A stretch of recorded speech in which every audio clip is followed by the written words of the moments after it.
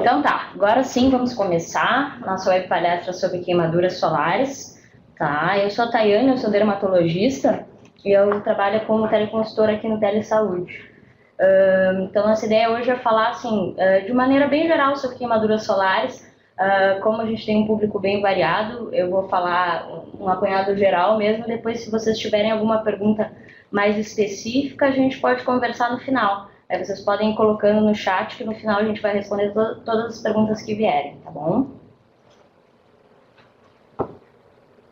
Então a ideia assim, esse aqui é o esquema do que a gente vai falar. A gente vai começar falando sobre o Sol e a radiação, os benefícios do Sol, os malefícios. Depois a gente vai falar um pouquinho sobre as queimaduras solares especificamente, os principais fatores de risco, como prevenir e os cuidados. Os cuidados depois da queimadura. Então, assim, falando um pouquinho das radiações que o Sol fornece, né? A gente tem a radiação infravermelha, que a princípio é responsável pelo calor. A gente tem a luz visível e a gente tem a radiação ultravioleta. A radiação ultravioleta é o que é o que tem mais interação, na realidade, com o nosso organismo. Né? O ultravioleta ele pode ser dividido em ultravioleta A, B e C. Isso varia conforme o comprimento de onda da radiação.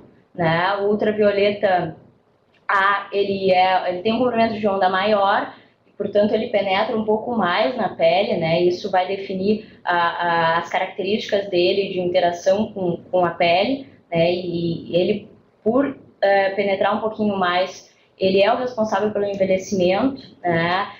Pela alteração que ele faz na derme, é responsável pelas manchas e ele é responsável pelo aquele bronzeado imediato, que a gente sai logo depois que a gente sai da praia, a gente vê aquela cor bronzeada, e isso é a ultravioleta A que faz.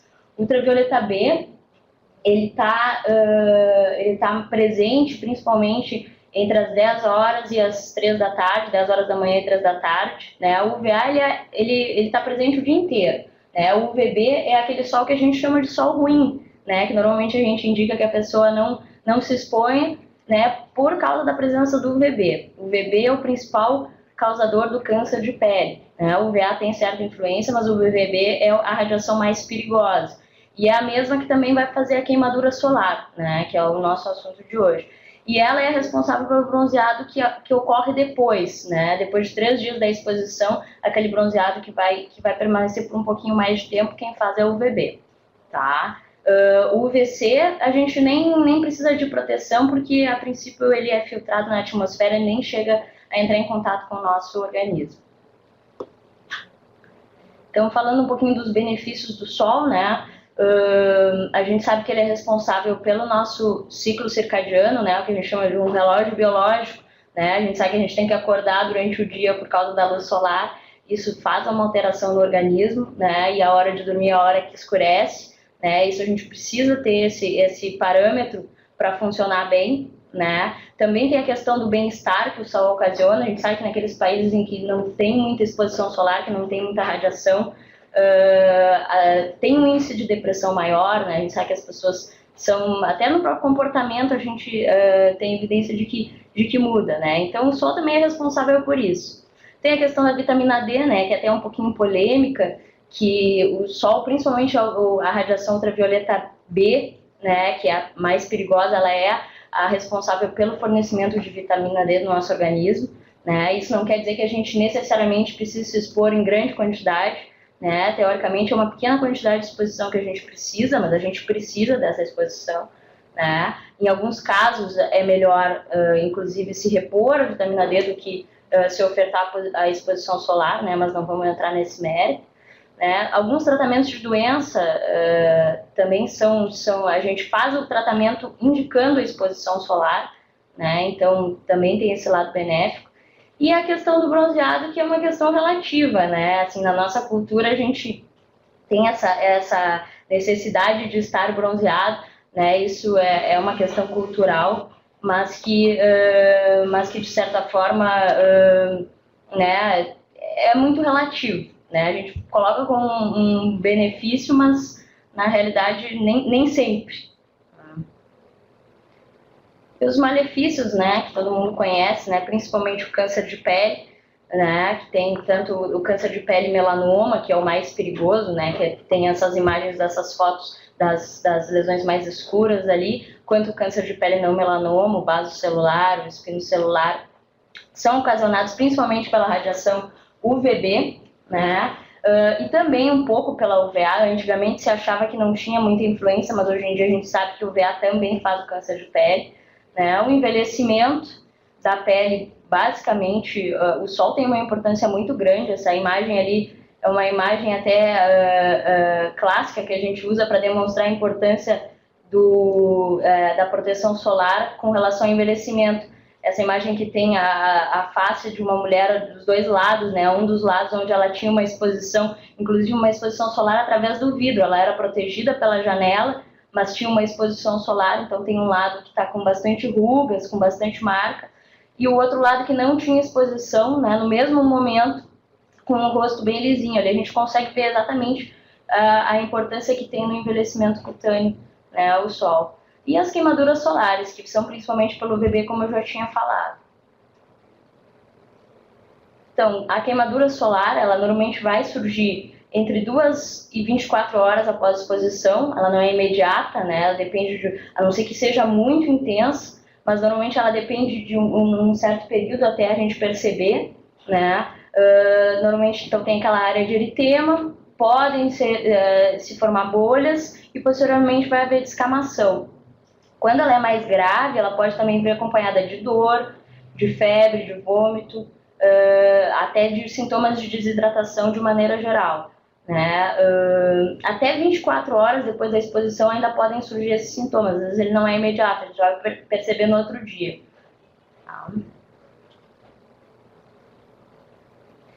Quais são os fatores de risco, então, para uma queimadura solar? Né? Quem que está mais propenso a sofrer com uma queimadura solar? A gente sabe que principalmente os adolescentes e os adultos jovens, né? Algumas estatísticas apontam que até 70% dos adolescentes tiveram, no período de um ano, do último ano, tiveram alguma exposição com queimadura solar. Né? Aqui no Rio Grande do Sul a gente tem bastante isso, né? Daquela exposição no início do período do verão, em que é super comum a gente ver a queimadura. Né? Pessoas que são ruivas ou loiras e de olhos claros também tem uma propensão maior, a menor proteção natural, né, a proteção da melanina. Né? A gente tem a questão também da praia, com a exposição à areia e água, que acaba refletindo a radiação e aumentando, inclusive, a potência em até 20, 30%, a queimadura, né? A possibilidade de fazer queimadura. A neve também tem isso de maneira até mais importante, que a gente não tem aqui muito no Brasil, né? A gente sabe também que o consumo de bebidas alcoólicas aumenta a possibilidade, né? Aquela cervejinha na beira da praia, né? A pessoa acaba perdendo um pouco a noção, assim, até da proteção e também tem uma maior propensão a fazer queimadura.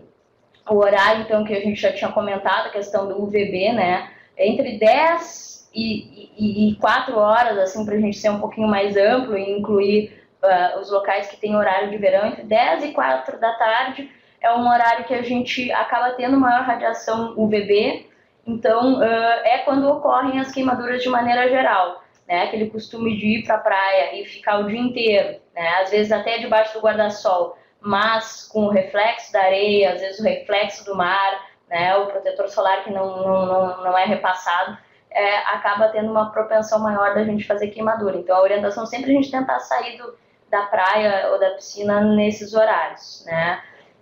A questão da linha do Equador, né? Quanto mais próximo da linha do Equador, né, a gente tem uma propensão maior também. Lugares de maior altitude também são mais propensos, né? A gente tem menor proteção da atmosfera de maneira geral.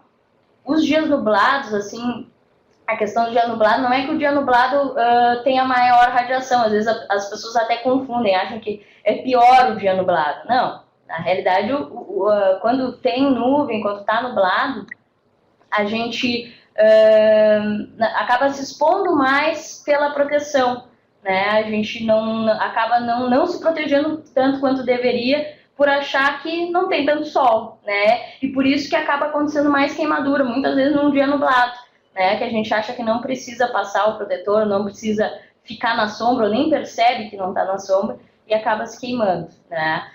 E algumas medicações, existem alguns remédios para dor, né, anti-inflamatórios, algumas medicações para pressão alta, que podem propiciar, até alguns antibióticos também, podem deixar a pele mais sensível para queimadura solar. Então, assim, de maneira geral, a gente também tem que tomar cuidado com isso. De repente, uma pessoa que está habituada a ter uma exposição maior ao sol e está fazendo uso de algum remédio, com menor tempo de exposição, ela pode fazer a mesma queimadura solar, né? Então, isso a gente também tem que ficar atento.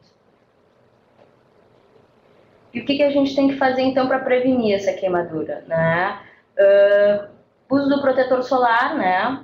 A gente sabe que tem que aplicar, assim, a gente sempre indica um fator 30 ou maior, principalmente para exposição de praia, de piscina. Menor do que 30, a gente não consegue ter a proteção adequada. Isso se deve também, principalmente, pela aplicação. Normalmente a gente não aplica a quantidade necessária, né? A gente precisaria usar bastante protetor para atingir o fator que realmente está escrito no rótulo, né? Então, menor do que 30 a gente não indica também por esse motivo. O ideal é que a gente aplique 30 minutos antes de se expor, né?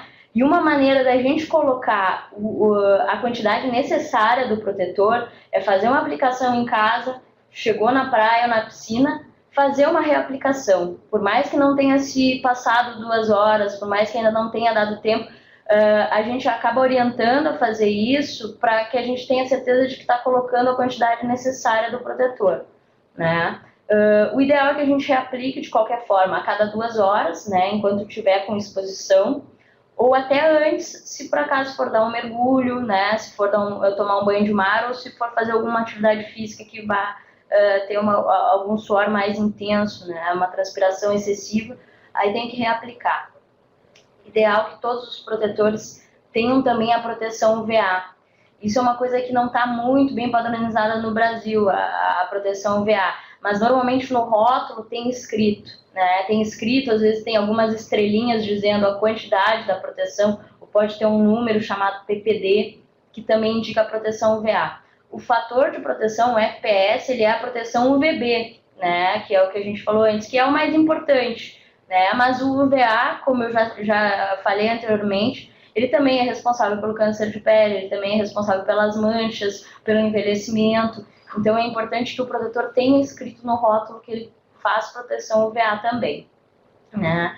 Além do protetor solar, a gente não pode esquecer da proteção física, né? O uso de chapéu, principalmente, né? O boné, às vezes, não protege tanto, né? Pode ser usado, mas o ideal é que a gente use chapéu com uma aba mais larga, né? O uso de roupas de proteção, principalmente quem vai se expor para trabalho, né, que sabe que vai ter uma exposição por mais tempo, tentar usar uma roupa que proteja principalmente as costas, até os braços, né? O guarda-sol também é importante, o material do guarda-sol é uma coisa bem importante, porque aqueles que são mais leves, que são de nylon, né, eles não protegem quase nada, né, eles não fazem uma proteção importante. Então, o ideal é que o guarda-sol seja de algodão ou de lona, que absorve um pouco mais, mas como vocês podem ver, não é 100%, né? Ele absorve parcialmente.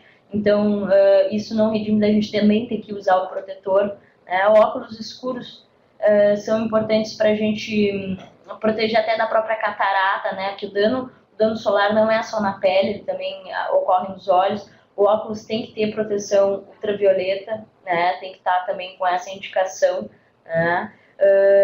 E existem também algumas roupas e guarda-sóis agora que vêm com uma proteção maior UV, né? Que tendo oportunidade também vale a pena, uma proteção a mais, né? Às vezes só o guarda-sol não vai proteger o suficiente, se ele tem a proteção UV a gente sabe que tem uma proteção maior ainda. E a questão de evitar esse horário do sol mais intenso, né? Entre 10 e 3, 10 e 4 da tarde, tem que sair da exposição, de preferência, né? Sair da piscina, sair do mar, sair da praia, né? Não ficar nem debaixo do guarda-sol, porque a gente acaba ficando com uma exposição à radiação mesmo que acha que está protegendo, né? O importante é evitar mesmo esses horários. Não podendo, pelo menos, procurar uma sombra, né? Se não puder sair do local em que tem sol, pelo menos procurar um local com uma sombra maior. Tá. Finalmente, então, falando dos cuidados, depois que aconteceu a queimadura, né, para quem não teve, não fez a prevenção certinha, acabou se queimando, né, o que a gente tem que atentar? Né? Os quadros de queimadura solar, eles vão ter uma resolução espontânea, né? Nada do que a gente fizer, nenhum creme que a gente for passar, nada de outras coisas caseiras que se queira passar, nada disso vai reduzir o tempo de recuperação. Né? Na realidade, o organismo vai se recuperar. O que a gente tem que fazer durante o período da queimadura é fazer um controle da dor e do desconforto. Né? Então, o que a gente vai fazer? Para queimaduras mais leves, né? Aquele vermelhinho, uma pessoa que ficou, às vezes até bolhas assim pequenas, né? Uma queimadura mais leve. A gente vai tentar tomar banhos mais frios, né? Morninhos, né? Nunca quentes. Evitar usar uma ducha do chuveiro muito forte, né? Para não agredir mais a pele. Não usar esponja, não usar nenhum sabonete mais agressivo para não lesar aquela pele que já está sensível, né? Fora os banhos, assim, até se tiver banheira, quiser tomar banho de banheira também ajuda, né? Ficar um pouquinho na água mais gelada. Fora o banho, dá pra gente fazer compressas geladas também, pegar um paninho, colocar uma água mais geladinha e colocar na área de queimadura ajuda a aliviar o desconforto. Né? Isso pode ser feito até com chá de camomila, também ajuda a reduzir a inflamação, né? Um chazinho gelado pode ser usado. Né? Usar sempre roupas mais leves, não usar nada que fique muito colado na pele, nada que vai fazer muita oclusão, procurar usar roupas mais soltas de algodão. Né? Além disso, a gente pode usar algumas loções, principalmente que contêm calamina e aloe vera. Né? A aloe vera é o derivado da babosa, né? Eles têm uma função anti-inflamatória e também ajudam. Né? A gente só tem que cuidar porque algumas vezes esses cremes prontos, pós-sol, eles podem causar uma irritação para quem já está com a pele sensível. Né? Às vezes eles fazem uma reação alérgica, então é importante a gente ter cuidado com relação a isso. Às vezes testar numa área um pouquinho menor antes de aplicar em toda a região queimada, né, para ver se a pessoa não vai fazer nenhuma reação. Né? Óleos, de maneira geral, óleo de girassol, óleo de amêndoas, né, a própria vaselina pode ser usada em áreas principalmente que tenham bolhas onde as bolhas se rompam, porque vai fazer uma proteção natural também daquela região. Né? Hidratantes sem perfume, de maneira geral, também são bons, né? A gente evita usar o perfume também pela questão da irritação, né? E se tiver com algum desconforto e não tiver nenhuma contraindicação para usar anti-inflamatório ou analgésicos, também pode ser usado, né? De maneira geral, a gente prefere que, se acha que tem que tomar alguma medicação por via oral, se está muito desconfortável, o ideal é que passe por uma avaliação médica. Né? Mas os anti-inflamatórios também são usados para as queimaduras leves, também com o intuito de melhorar a dor. Se a pessoa está com muito desconforto, não está resolvendo com as loções ou com as compressas, tem essa possibilidade. Uma coisa também importante, né, que eu não coloquei aqui, mas evitar ao máximo ter uma nova exposição solar nesse período. Né? Se está na praia, se queimou assim no primeiro dia de praia, poxa, o ideal é que fique usando camiseta, né, que tente passar bastante protetor solar, que não tente não pegar sol novamente naquela região, porque já vai estar sensível, a propensão a aumentar a queimadura, causar mais dano, né? Então tentar proteger ao máximo essa área queimada.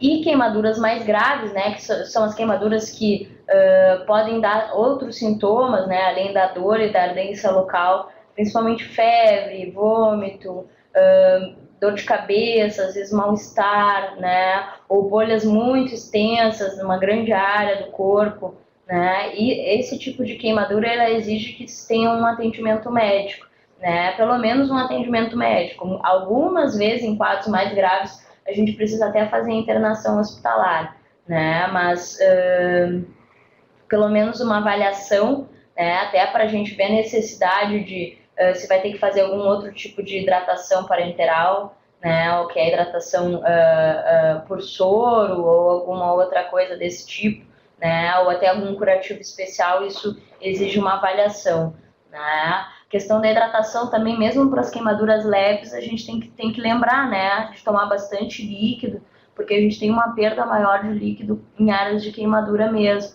né, então é importante se manter bem hidratado durante esse período, bastante água, né, também é importante. Acho que era isso. Então, como eu falei para vocês, orientações mais gerais, né? Então, se vocês tiverem alguma pergunta agora, eu fico à disposição. Se quiserem conversar alguma coisa mais específica, a gente pode discutir, certo?